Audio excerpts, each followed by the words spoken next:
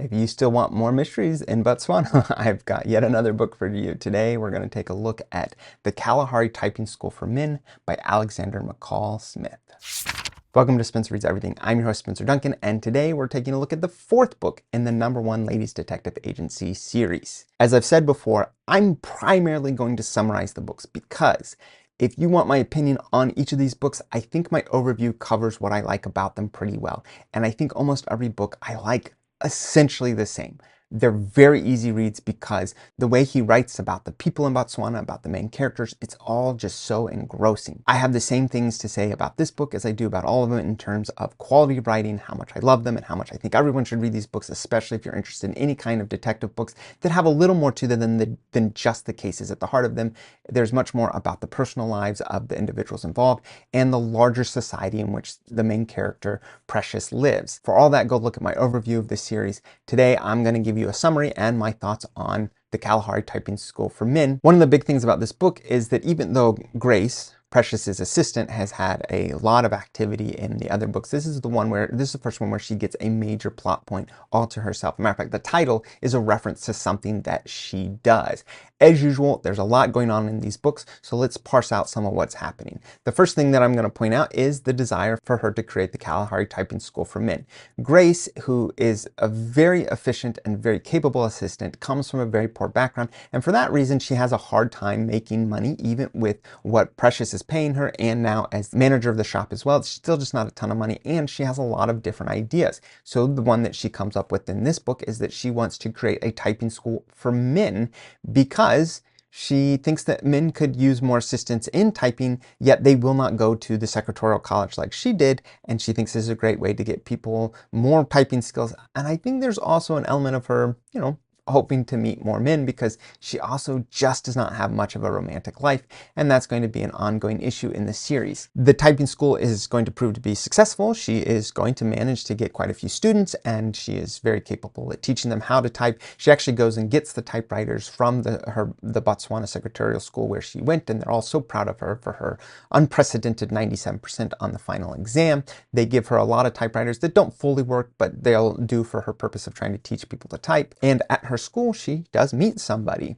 that is going to become a plot point as she starts to date this guy who claims he's divorced, but as you'll discover, there's a lot more to that, and that's going to be one of the things that Precious is going to find herself entangled in as she's trying to help Grace, not just with her personal life, but also with cases, generally speaking. In the last book, we talked about how Mr. JLB Matakoni was suffering from depression. In this book, he is doing much better. He's clearly getting some of the treatment that he needs, but Precious has a new issue, and that is that her foster children are being a bit unruly. You find out that they're being verbally abused at school, especially by other students. Remember, her foster daughter is in a wheelchair, and then her foster son, he's just a bit wild and a little hard to keep calm. She's going to seek out some guidance from the orphanage where she is told that Mr. JLB Matakoni needs to be more involved, and he needs to take on a greater fatherly figure. And of course, he has a heart of gold, and he's more than willing to do that. And it's going to tend to be successful. The foster son is going to calm down some, and he's going to become much more manageable. Those are the main plot points in this book when it comes to all the big relationships between the important characters. And then of course you have the cases, and just to give you an outline of the cases without telling you what all happens in them, the first case comes from a prosperous civil engineer that comes to Precious, and he confides in her that he was pretty poor growing up, and he made some really, really poor decisions when he was at college. He had stayed with a family, and they were so kind to him. But when he got in trouble and he needed some money, he actually stole the radio from them, which was one of their most prized possessions, and he sold it so he could help pay for something.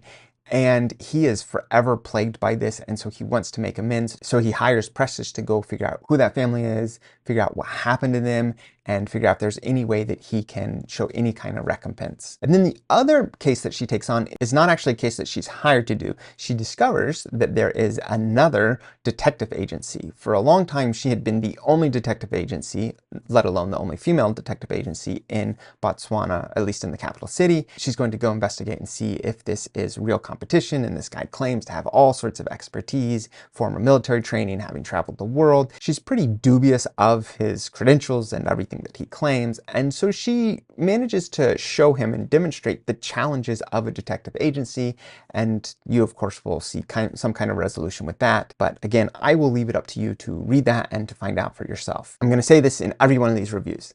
I love these books. They're so much fun to read. They're easy reads for me. I love all the different moving parts. I love that even though Precious is the main character and she is such a good person, you have all these other characters, and they're all good people, although not all in the same way. Mr. JLB Matakoni, of course, has a heart of gold similar to Precious. And then, of course, on top of that, you have Grace, who, even though she doesn't have quite the same temperament as them, she's also someone that is working hard and cares about the world around her. And that is what these books are about. And the cases are, I wouldn't call them secondary because they're definitely still a big part of the books, and they are something that makes them worth reading, but it is only one part of a larger story that's being told in each of these books. I recommend it to anyone that sounds interesting too. This is the 4th book in the series. I would not recommend just picking up with this book because I think you do need to read them in order. I think that there's enough there that you could probably still enjoy it, but I would highly recommend going back to the beginning. Who wouldn't I recommend this for? Well, like I said, they are pretty easy reads, and there's a lot in the series, so if this isn't something that's going to appeal to you in terms of how big the series is, and if you think that you don't always want just an easy read like this, then I wouldn't exactly recommend it for you, but otherwise, I think that this is a great series for people to get involved in. If you have difference of opinions, please let me know in the comments, but don't forget to like, subscribe, turn on those notifications, and until next time, keep those pages turning.